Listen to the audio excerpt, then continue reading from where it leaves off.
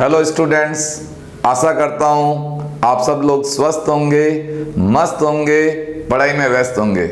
Students, हम लोग discuss कर रहे थे मोमेंट ऑफ इनर्शिया और आज के इस वीडियो में हम डिस्कस करेंगे moment of inertia of rectangular plate, square plate. तो आइए स्टूडेंट्स पढ़ते हैं रेक्टेंगुलर प्लेट का moment of inertia. Rectangular plate, जिसको हिंदी में आयताकार प्लेट बोलते हैं। आयताकार प्लेट का मतलब होता है स्टूडेंट्स, जैसे ये रेक्टेंगुलर प्लेट है, आप इसकी थिकनेस को इग्नोर करें, लेंथ इसकी L है, ब्रेड्थ इसकी B है, मास इसका M है। अब इसका डिफरेंट एक्सिस के अबाउट आपको मोमेंट ऑफ इनर्शिया निकालना है। तो आइए स्टूडेंट्स कैसे निकालेंगे। ये रेक्टेंगुलर प्लेट है जिसका मास m है, द्रव्यमान m है, लेंथ इसकी L है, ब्रेड्थ इसकी B है। हमको इसका मोमेंट ऑफ इनर्शिया निकालना है। मतलब ये जब मैं इसको डिफरेंट एक्सिस के अबाउट रोटेट करूंगा तो ये हमको कितना कितना अपोजिशन देगा, कितना कितना विरोध देगा। तो हमने सबसे पहली एक्सिस ली I1 कौन सी एक्सिस है? जो लेंथ के परपेंडिकुलर है और सेंटर ऑफ मास से पास हो रही है। अब स्टूडेंट्स, या तो तरीका यह है कि एक छोटा एलिमेंट लेके इंटीग्रेशन से निकाल दो, पर कॉम्पिटिटिव एग्जाम में डेरिवेशन करने का टाइम नहीं मिलता। मैं आपको ये रिजल्ट ट्रिक से याद करवा दूंगा, एकदम लॉजिकल तरीके से बता दूंगा। मैं आपको मगअप नहीं करूंगा, एक लॉजिक है जिससे आपको पता चल जाएगा इसका आंसर ये है। कैसे? आप ऐसे समझो, ये L लेंथ की रॉड है, इसका इस एक्सिस के अबाउट मोमेंट ऑफ इनर्शिया हमने डिस्कस किया था, ml²/12 आया था, राइट। अब मैं इस रॉड को थोड़ा गर्म करके थोड़ी बड़ी कर देता हूं, तब भी देखो इसका मास डिस्ट्रीब्यूशन वही रहा। पहले जो पार्टिकल्स यहां पर थे, अभी भी वो पार्टिकल उतनी डिस्टेंस पर है। और गर्म करता हूं और ये प्लेट बड़ी हो जाती है। कहने का मतलब है इस एक्सिस के अबाउट मोमेंट ऑफ इनर्शिया वही होगा जो एक L लेंथ की रॉड का होता है, क्योंकि रॉड को ही मैं गर्म करके, ये रॉड थी उसी को गर्म करके मैं रेक्टेंगुलर प्लेट बना रहा हूं। या यूं समझो, ये रेक्टेंगुलर प्लेट है, इसको मैं इधर से ठोकता हूं, इधर से ठोकता हूं, लास्ट में L लेंथ की रॉड बन जाएगी। और मैंने इस तरीके से ठोका कि मास डिस्ट्रीब्यूशन, द्रव्यमान वितरण पे कोई फर्क नहीं पड़ा। जो मास डिस्ट्रीब्यूशन पहले था, जैसे मान लो पहले कोई पार्टिकल इतनी डिस्टेंस पे था, उसको मैंने ठोका, तब भी वो देख लो इतनी डिस्टेंस पर है। तो जो रॉड का होता है वही मोमेंट ऑफ इनर्शिया होगा इस एक्सिस के अबाउट, मतलब ml²/12। इसी तरह इस एक्सिस के अबाउट निकालना है, तो इस बार आप इसको ऐसे ठोको तो वो B लेंथ की रॉड बन जाएगी। ये देखो ऐसे B लेंथ की रॉड बन जाएगी, ये B लेंथ की रॉड। इसी को गर्म करो तो ये रेक्टेंगुलर प्लेट बन जाएगी। इसका मतलब जो B लेंथ की जो रॉड का मोमेंट ऑफ इनर्शिया होगा वही इस रेक्टेंगुलर प्लेट का इस एक्सिस के अबाउट होगा, मतलब mb²/12।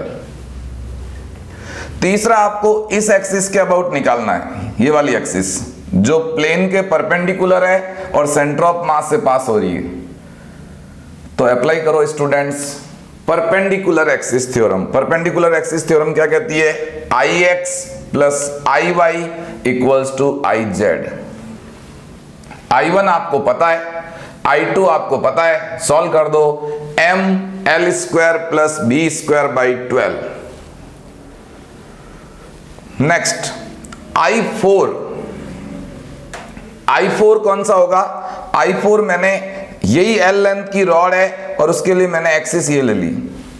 तो अभी मैंने आपको समझाया, L लेंथ की रॉड को एक्सपेंड करो, फैलाओ, तो रेक्टेंगुलर प्लेट बन जाएगी। इसका मतलब फैलाने से मास डिस्ट्रीब्यूशन पे कोई फर्क नहीं पड़ रहा है। इसका मतलब जो L लेंथ की रॉड का एज के रेस्पेक्ट में होता है वही रेक्टेंगुलर प्लेट का इस एक्सिस के अबाउट होता है। मतलब L लेंथ की रॉड का इस एक्सिस के अबाउट होता है ml²/3, तो आपका I4 आ गया ml²/3।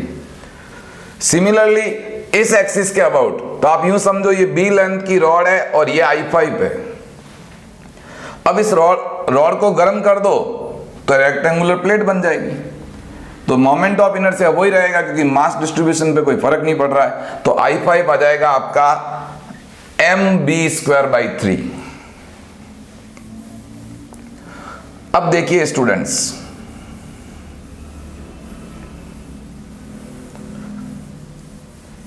I6, अब हम लोग डिस्कस करने जा रहे हैं I6। I6 कौन सा है बच्चों? जो रेक्टेंगुलर प्लेट है उसका डायगोनल, ये वाला विकर्ण के सापेक्ष डायगोनल। स्टूडेंट्स, आपने छोटी क्लासेज के अंदर ये सीखा होगा कि रेक्टेंगल के अंदर जो दोनों डायगोनल होते हैं, ये वाले, ये वाला और ये वाला, ये एक दूसरे के म्यूचुअली परपेंडिकुलर नहीं होते हैं, एक दूसरे के लंबवत नहीं होते हैं। तो बच्चे एक गलती कर देते हैं यहां पे। क्या गलती कर देते हैं कि इस एक्सिस के अबाउट आपको निकालना है तो बच्चे परपेंडिकुलर एक्सिस थ्योरम लगा देते हैं, ऐसा लगा देते हैं। वो कहते हैं ये IX, ये IY और ये IZ, I6 प्लस ये भी I6, क्योंकि ये I6 होगा तो मास डिस्ट्रीब्यूशन सेम है, I6 इक्वल्स टू I3। और यहां से बच्चे I6 निकालना है तो I3 की वैल्यू पुट करते हैं और I6 निकाल देते हैं। पर यह तरीका गलत है। क्यों गलत है? क्योंकि रेक्टेंगल में ये दोनों डायगोनल म्यूचुअली परपेंडिकुलर होते ही नहीं है। तो फिर कैसे निकालें सर? तो उसके लिए आपको एक छोटी सी स्ट्रिप लेनी पड़ेगी और फिर इंटीग्रेशन करना पड़ेगा। मैं कहता हूं बच्चों, नीट और जेईई मेंस तक आपको इंटीग्रेशन से डिराइव करने की जरूरत नहीं है। इससे अच्छा ये है आप इस रिजल्ट को डायरेक्ट याद रख लो। नीट वाले बच्चों को भी याद रखने की जरूरत नहीं है, सिर्फ जेईई मेंस वाले बच्चों को याद रखने की जरूरत है। नीट वाले बच्चों को याद रखनी, नीट वाले बच्चों को मैं एक कंक्लूजन बताऊंगा, वो आपको याद रखना है। तो रेक्टेंगुलर प्लेट का इस डायगोनल के रेस्पेक्ट में जो मोमेंट ऑफ इनर्शिया आता है वो आता है m/6 L² into B² L² plus B²। और इस रिजल्ट को लाने का एक ही तरीका है, एक स्मॉल स्ट्रिप एज्यूम करो और इंटीग्रेशन करो, जो नीट वाले बच्चों को नीड नहीं है। तो आशा करता हूं स्टूडेंट्स आपको रेक्टेंगुलर प्लेट का मोमेंट ऑफ इनर्शिया की सारी वैल्यू याद हो गई होगी। अब एक चीज और समझे, ये रेक्टेंगुलर प्लेट स्क्वायर प्लेट कब बन जाएगी? जब इसकी लेंथ और ब्रेड्थ दोनों इक्वल हो जाएगी। Very simple. ये देखो, जब इसकी लेंथ भी L हो जाए और ब्रेड्थ भी L हो जाए तो ये बन जाएगी स्क्वायर प्लेट। तो आप लोग क्या करो, जहां पर भी B है वहां सब जगह L रख दो। तो आपका I1 आ जाएगा ml²/12, या L पुट कर दो तो ये आ जाएगा ml²/12, या L पुट कर दो तो ये आ जाएगा ml²/6, या L पुट कर दो तो ml²/3, या L पुट कर दो तो ml²/3, या B की जगह पे L पुट कर दो तो आ जाएगा ml²/12।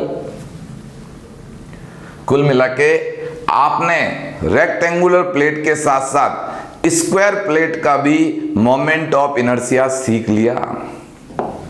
यह है स्क्वायर प्लेट जिसकी लेंथ भी L, ब्रेड्थ भी L और मास वही m। अब मोमेंट ऑफ इनर्शिया निकालना है तो बहुत सिंपल है, जो हमने रेक्टेंगुलर प्लेट में जहां पर भी B आया था वहां सब जगह L पुट कर दो। तो पहला रिजल्ट था रेक्टेंगुलर प्लेट में ml²/12, यहां पर भी ml²/12। आप इसको भी ऐसे समझ सकते हो कि ये L लेंथ की रॉड है, उसका इस एक्सिस के अबाउट या रॉड को गर्म करने से स्क्वायर प्लेट बना दी तो भी मोमेंट ऑफ इनर्शिया सेम आएगा। इसी तरह I2 कौन सा है? ये वाला, इस एक्सिस के अबाउट। तो ये भी L लेंथ की रॉड बनेगी, L लेंथ की रॉड का इस एक्सिस के अबाउट ml²/12। ये वाला कितना आएगा? ml²/6, क्योंकि ये इसका जो फॉर्मूला आया था वो ये आया था ml² प्लस B²/12। इसको सॉल्व कर दो, ये आ जाएगा। I4 क्या बनेगा? ये वाली बनेगी L लेंथ की रॉड, उसका ये एज बन रहा है। तो ये आ जाएगा ml²/3। I5 कौन सा वाला है, ये वाला I5, तो ये भी L लेंथ की रॉड का एज बन रहा है, तो ये भी हो जाएगा ml²/3। अब बना स्क्वायर का डायगोनल। ओके, अब डायगोनल के अबाउट आप दो तरीके से निकाल सकते हो। पहला तरीका तो जो रेक्टेंगुलर प्लेट का जो फॉर्मूला आया था, क्या आया था, L² into L² upon L² plus L² और डिवाइड बाई 6, ये फॉर्मूला था। इसको तुम सॉल्व कर लो, तो ये सॉल्व करने के बाद आपका आंसर आ जाएगा ml²/12। या एक और तरीके से निकाल सकते हो स्टूडेंट्स, स्क्वायर प्लेट में ये दोनों डायगोनल म्यूचुअली परपेंडिकुलर होते हैं, तो आप यहां पे परपेंडिकुलर एक्सिस थ्योरम लगा सकते हो। कैसे, ये भी I6 तो ये भी I6 होगी, क्योंकि मास डिस्ट्रीब्यूशन सेम है, चाहे इस एक्सिस के अबाउट घुमाओ चाहे इस एक्सिस के अबाउट, तो लगाओ perpendicular axis theorem, I6 plus I6 और ये कितना है I3, तो यहां से I6 कितना आ जाएगा I3/2 और I3 की वैल्यू कितनी है, ये रही ml²/6, यहां रख दो, सॉल्व कर दो, तो ये आ जाएगा ml²/12। स्टूडेंट्स, आप इन सब वैल्यू को ध्यान से ऑब्जर्व करो, कौन कौन सी वैल्यू सेम आ रही है। देखो I1, I2 और I6, इन तीनों में कॉमन बात क्या है कि ये तीनों ही एक्सिस प्लेन के अंदर है। देखो I1 कौन सी है, ये देखो प्लेन के अंदर, I2 कौन सी है, प्लेन के अंदर, I6 कौन सी है, प्लेन के अंदर। और दूसरी बात इन तीनों के अंदर कॉमन है कि ये तीनों ही एक्सिस सेंटर से पास हो रही है। तो स्टूडेंट्स, एक लाइन बना लो, स्क्वायर प्लेट के केस में वो सारी एक्सिस जो प्लेन के अंदर है और जो सेंटर ऑफ मास से पास हो रही है, उन सब एक्सिस के अबाउट मोमेंट ऑफ इनर्शिया की वैल्यू सेम होगी, और जिसकी वैल्यू होगी ml²/12। स्टूडेंट्स, ये question up to JEE advance तक आ चुका है। समझिए मैंने क्या बात बोली, क्या कंक्लूजन बना। ये स्क्वायर प्लेट है, ये भी L, ये भी L और मास इसका M। अब मैं बहुत सारी एक्सिस लेता हूं, एक ये वाली एक्सिस लेता हूं I1, दूसरी बार मैं इसको इस एक्सिस के अबाउट घुमा रहा हूं, तीसरी बार मैं इसको इस एक्सिस के अबाउट घुमा रहा हूं, चौथी बार मैं इसको इस एक्सिस के अबाउट घुमा रहा हूं। तो I1, I2, I3, I4 ये सारी वैल्यू इक्वल होगी। I1 equals to I2 equals to I3 equals to I4 equals to, और ये सारी वैल्यू आएगी ml²/12। क्या लाइन याद रखनी है, वो सारी एक्सिस जो स्क्वायर प्लेट के प्लेन में हो और सेंटर ऑफ मास से पास हो रही हो, उन सब एक्सिस के अबाउट मोमेंट ऑफ इनर्शिया की वैल्यू सेम होगी। तो स्टूडेंट्स, ये हमने रेक्टेंगुलर प्लेट और स्क्वायर प्लेट पढ़ी। अब इसके ऊपर हम क्वेश्चन प्रैक्टिस करते हैं।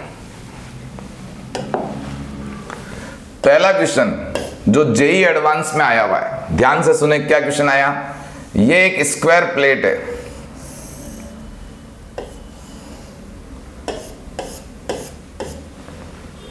जिसका मास m है। ये साइड भी a दे रखी है, ये साइड भी a दे रखी है, और इसका मास आपको m दे रखा है। और बोला है एक एक्सिस जो ऐसे दे रखी है, इस एक्सिस के about moment of inertia I है। तो एग्जामिनर ने बोला इस एक्सिस से थीटा एंगल पर इसी प्लेन में एक एक्सिस और है, कितने एंगल पर है, थीटा एंगल पर है। इस एक्सिस के about moment of inertia I dash क्या आएगा। और एग्जाम में ऑप्शन दिए हुए थे I dash equals to I cos square theta, I dash equals to I sin square theta, I dash equals to I, and fourth option I dash equals to I by 2। JEE में ऐसे option दिए हुए थे, पर students मैंने क्या बोला, वो एक्सिस जो प्लेन में है और सेंटर ऑफ मास के पास हो रही है, तो यदि इस एक्सिस के about moment of inertia I है तो स्टूडेंट्स इस एक्सिस के अबाउट भी आई ही होगा। जो हमारा कंक्लूजन था वो लॉजिक बन गया, राइट। ऐसे ही एक क्वेश्चन और डिस्कस करते हैं।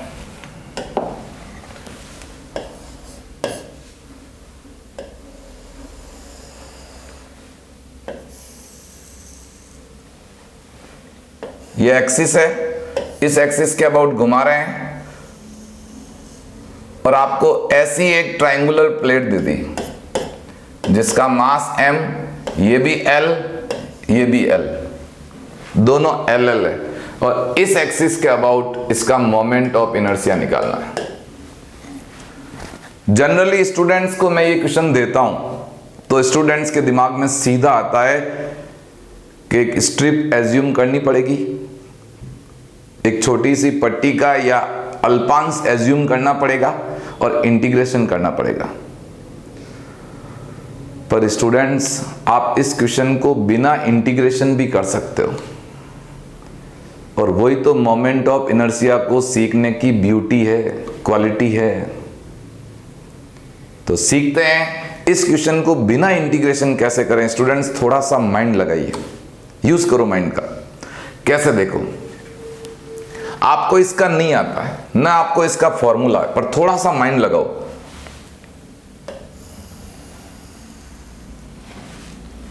कुछ फर्क पड़ा? अब मैं इस पूरे सिस्टम का निकाल दूंगा, इसका निकालना है तो डिवाइड बाई 2 कर दूंगा, पर मुझे इसका भी नहीं आता है। तो मैंने ऐसी की ऐसी ट्रायंगुलर प्लेट इधर और मान ली, ऐसी की ऐसी मैंने इधर और मान ली। अब सिस्टम का टोटल मास कितना हो चुका है, m, तो टोटल कितना मास हो गया, 4m। हम क्या करेंगे, इस पूरे का निकाल देंगे, फिर 4 से डिवाइड कर देंगे तो एक का आ जाएगा। तो हम पहले इस पूरे सिस्टम का निकालते हैं। हमको i निकालना है, उस i निकालने के लिए हमको पहले पूरे सिस्टम का निकालना पड़ेगा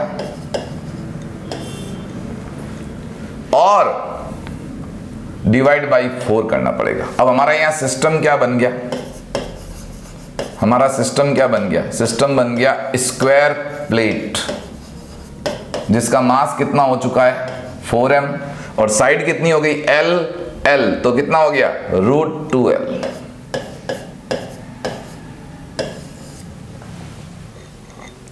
अब आप स्टूडेंट्स एक काम करो, सिस्टम का मोमेंट ऑफ इनर्शिया इस एक्सिस के अबाउट पुट करो। अगेन ये जो एक्सिस है प्लेन के अंदर है और सेंटर से पास हो रही है, तो इसके अबाउट मोमेंट ऑफ इनर्शिया होगा mL²/12। अब m की जगह अपन क्या पुट करेंगे, 4m,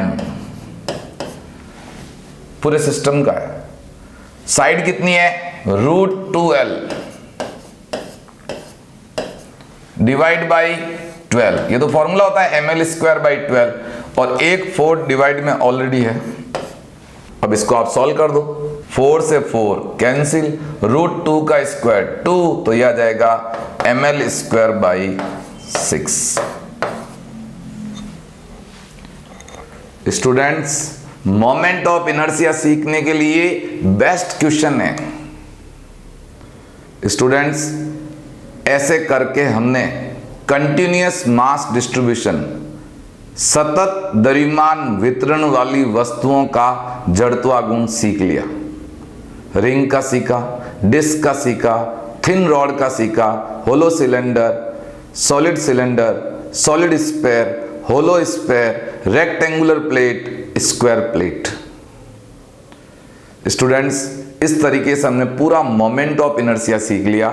अब हम लोग डिस्कस कर रहे हैं मोमेंट ऑफ इनर्शिया से रिलेटेड कुछ इंपॉर्टेंट पॉइंट्स या fact.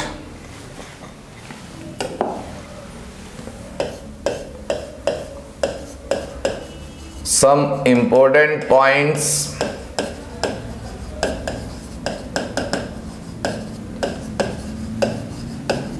related to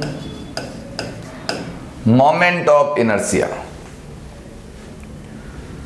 Some important points related to moment of inertia.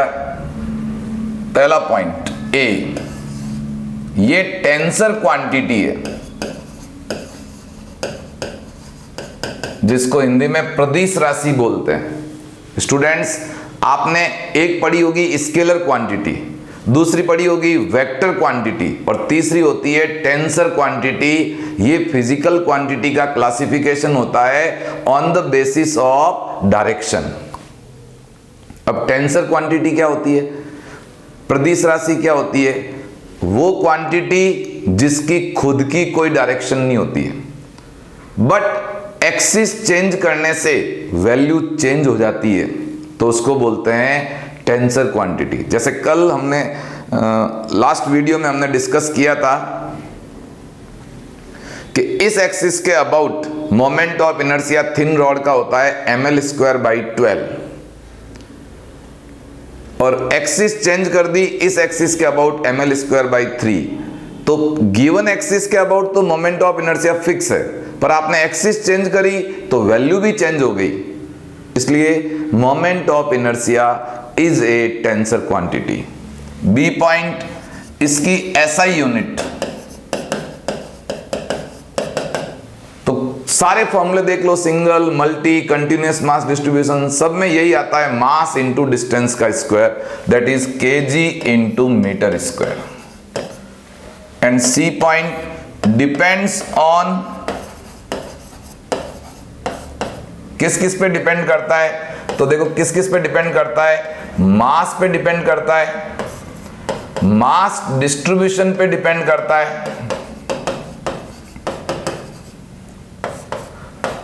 Position of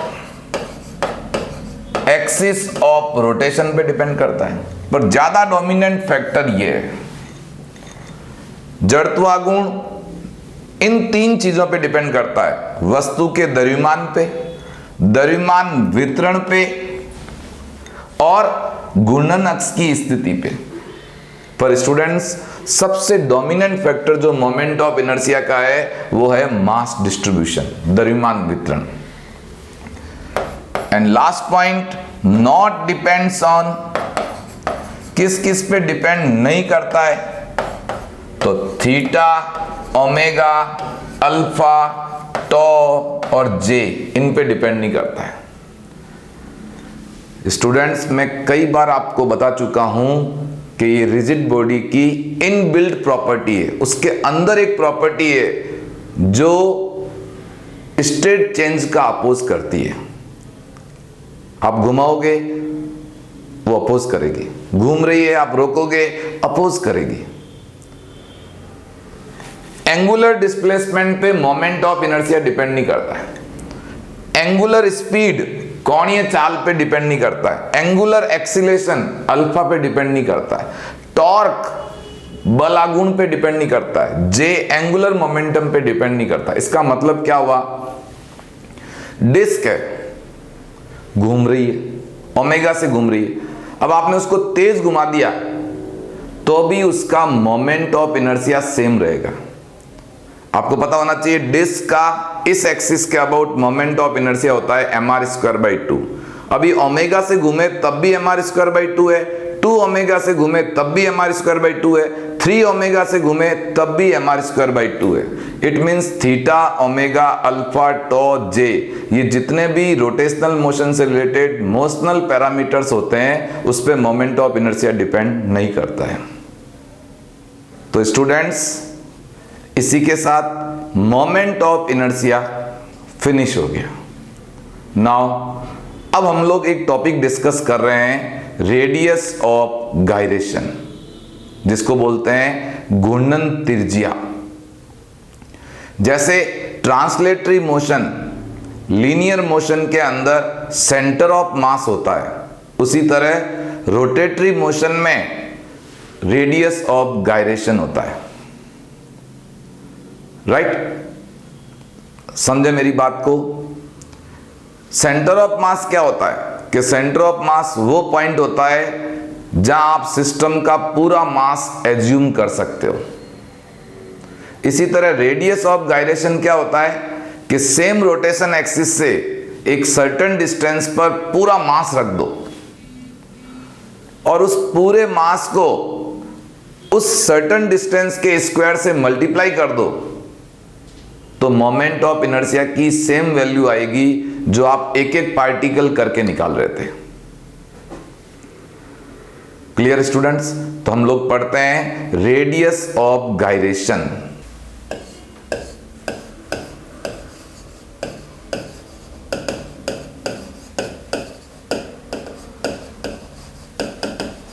जिसको घूर्णन त्रिज्या कहते हैं, जिसको K से लिखते हैं। क्या होता है इस बात को समझते हैं। देखो, मान लो ये कोई रिजिड बॉडी है जिसका मास m है, राइट, और इसको आप इस एक्सिस के अबाउट घुमा रहे हो इसको, तो आपका मोमेंट ऑफ इनर्शिया आपने कैलकुलेट किया, चाहे इंटीग्रेशन से पता लगाया, चाहे मास डिस्ट्रीब्यूशन कॉन्सेप्ट से पता लगाया, आपका मोमेंट ऑफ इनर्शिया आया I। अब रेडियस ऑफ गायरेशन क्या कहता है, ध्यान से सुने। रेडियस ऑफ गायरेशन क्या कहता है? सेम रोटेशन एक्सिस, अभी ये पूरा मास इसके अंदर यूनिफॉर्मली डिस्ट्रीब्यूट है। अब मैं इस पूरा सिस्टम का जो मास है एक सर्टेन डिस्टेंस पे रख दूं,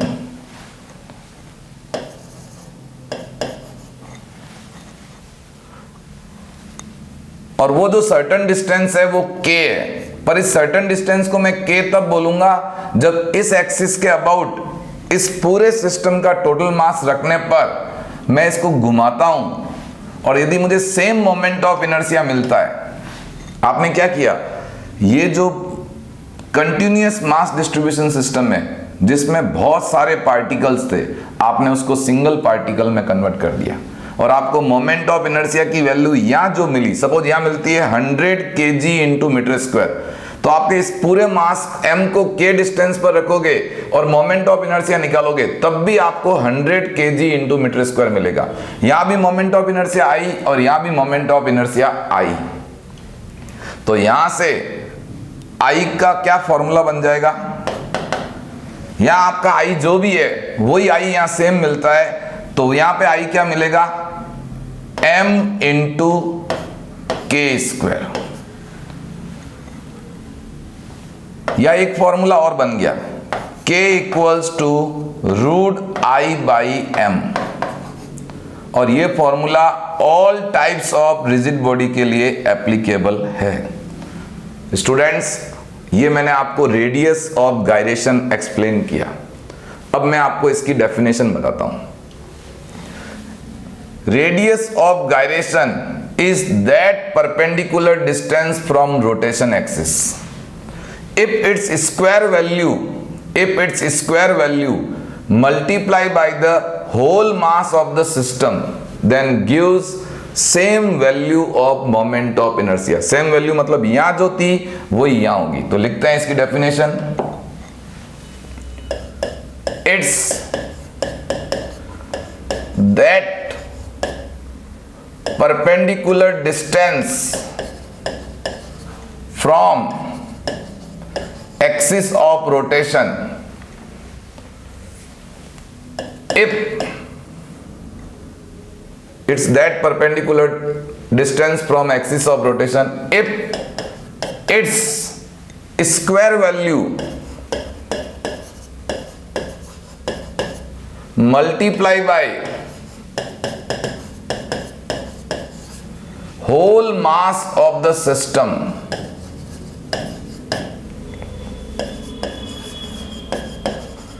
gives same value of moment of inertia। Hindi medium वाले स्टूडेंट्स ऐसे ध्यान रखें, घूर्णन त्रिज्या घूर्णन अक्ष से वह लंबवत दूरी है जिसके वर्ग मान को संपूर्ण द्रव्यमान से गुणा कर दिया जाए तो जड़त्वागुण का मान वही प्राप्त होता है जो जड़त्वागुण की परिभाषा से प्राप्त होता है। इसको बोलते हैं घूर्णन त्रिज्या। देखिए आप लोग क्या बोला, perpendicular distance if its square value, मतलब रेडियस ऑफ गायरेशन की स्क्वायर वैल्यू, उसको किससे मल्टीप्लाई कर दो, whole mass of the system m से, then moment of inertia will be same. पहले भी आई आ रहा था, अब भी आई आ रहा है। This is radius of gyration. अब इस पर कैसे कैसे क्वेश्चन आते हैं स्टूडेंट्स, ध्यान से सुने।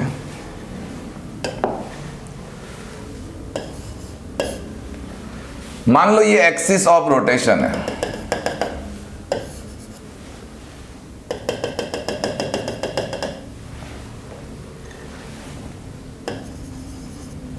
वन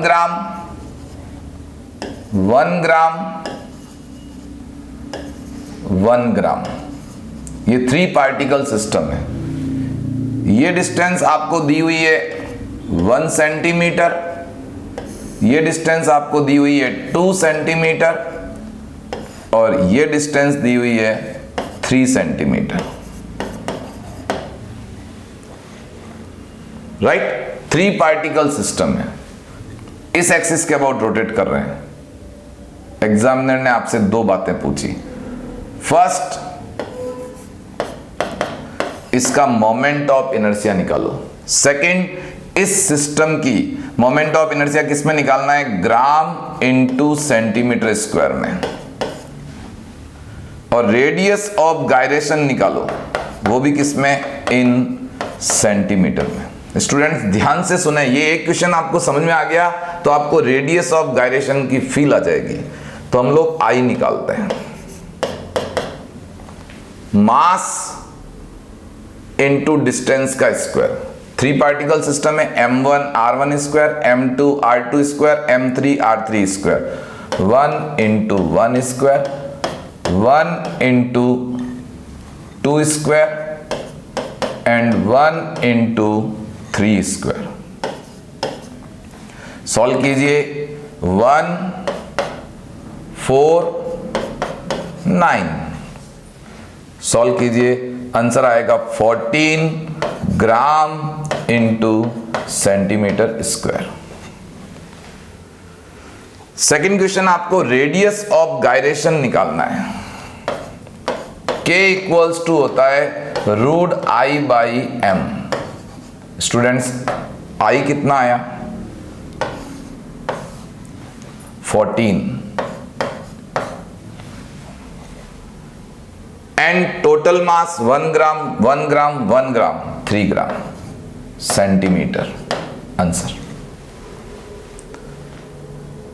स्टूडेंट्स आप लोग सोचोगे हाँ सर आंसर आ गया, अब इसको फील कीजिए, आपको फील आएगी इसकी। देखो, same rotation axis,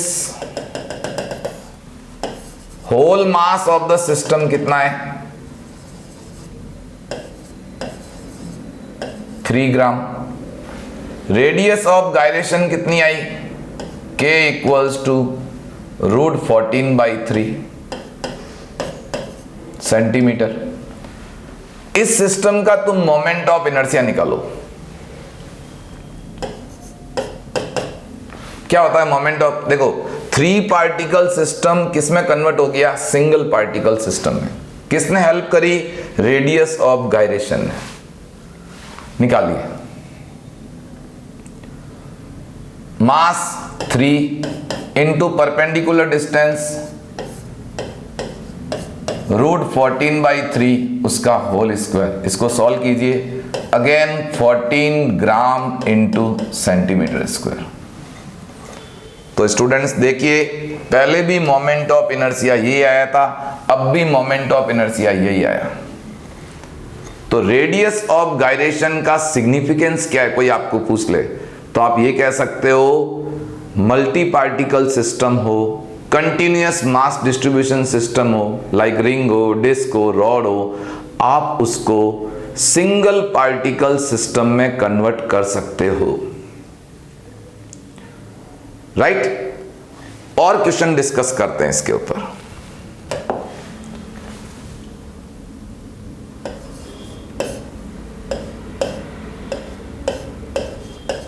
two identical disc,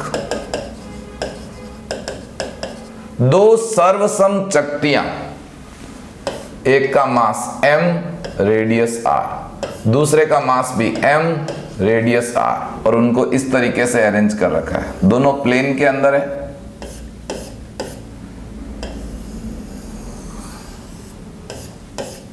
और दोनों का इस एक्सिस के अबाउट k निकालना है।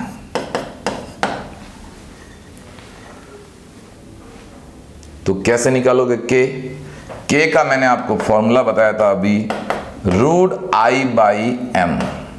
किसी की रेडियस ऑफ गायरेशन निकालनी है तो फॉर्मूला है √I/m। I कितना? डिस्क का इस एक्सिस के अबाउट होता है mr²/2। पैरेलल एक्सिस थ्योरम लगा दो तो mr² ऑड कर दो ऐड, तो ये आ जाएगा 3/2 mr²। But students keep in mind, दो डिस्क है, so that multiply by 2, and system का टोटल मास कितना है 2m। तो आंसर क्या आ गया इसको सॉल्व करके? 2 कैंसिल, m कैंसिल, तो आंसर आ गया √3/2 into r answer. Sir significance क्या हुआ? ये सेम एक्सिस ऑफ रोटेशन, ये देखिए इससे सर्टेन डिस्टेंस पर इस एक्सिस के अबाउट अपन घुमा रहे हैं। टोटल मास कितना है सिस्टम का 2m, और रेडियस ऑफ गायरेशन कितनी आई √3/2 इंटू r। तो आप देखिए जो एक कंटिन्यूअस मास डिस्ट्रीब्यूशन सिस्टम था वो कन्वर्ट हो गया एक सिंगल पार्टिकल सिस्टम में। This is significance of radius of gyration. इस तरीके से आप कोई भी सिस्टम आ जाए, चाहे पार्टिकल सिस्टम आ जाए, चाहे रिंग, डिस्क, रॉड, कुछ भी आ जाए, आप उस सिस्टम की रेडियस ऑफ गायरेशन निकाल सकते हैं। स्टूडेंट्स एक चीज और इंपॉर्टेंट है रेडियस ऑफ गायरेशन में, k²/r², जो हम लोग आगे रोलिंग मोशन पढ़ेंगे उसमें काम आएगा। तो नोट लिखें,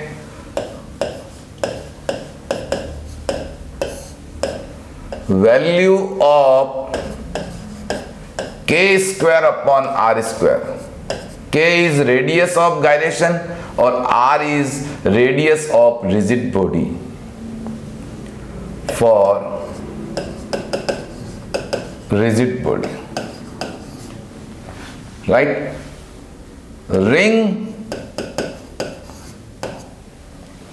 और होलो सिलेंडर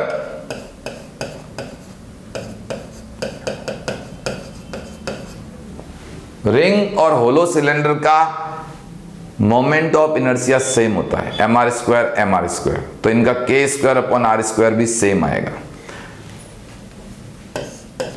इनके लिए जो k²/r² आएगा, तो अभी ध्यान से सुनिए स्टूडेंट्स, रिंग का मोमेंट ऑफ इनर्शिया होता है mr², और अभी हमने सीखा I होता है mk²। m से m कैंसिल, तो k²/r² जो आएगा वो आ जाएगा 1। इसी तरह डिस्क और सॉलिड सिलेंडर,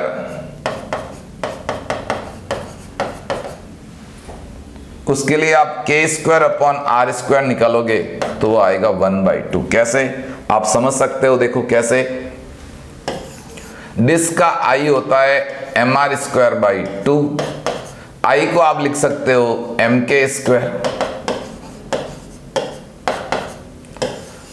m से m कैंसिल, तो यहां से k²/r² आ गया 1/2।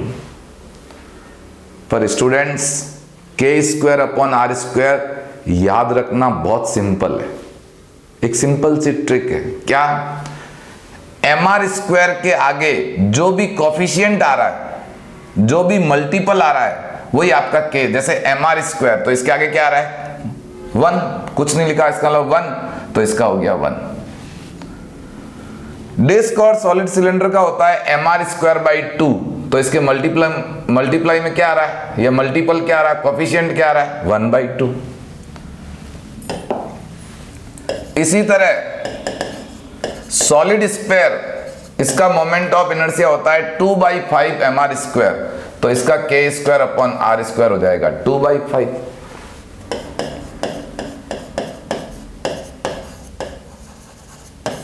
होलो स्फीयर, इसका मोमेंट ऑफ इनर्शिया होता है 2/3 mr स्क्वायर, तो यह आ जाएगा 2/3। स्टूडेंट्स, इस तरीके से हमने मोमेंट ऑफ इनर्शिया और रेडियस ऑफ गायरेशन दोनों को कंप्लीट कर लिया। स्टूडेंट्स, मैं आपको एक ही बात कहूंगा, आप फेथ रख के मन से दिल से आप मेरे रोटेशन के सारे वीडियो देखें।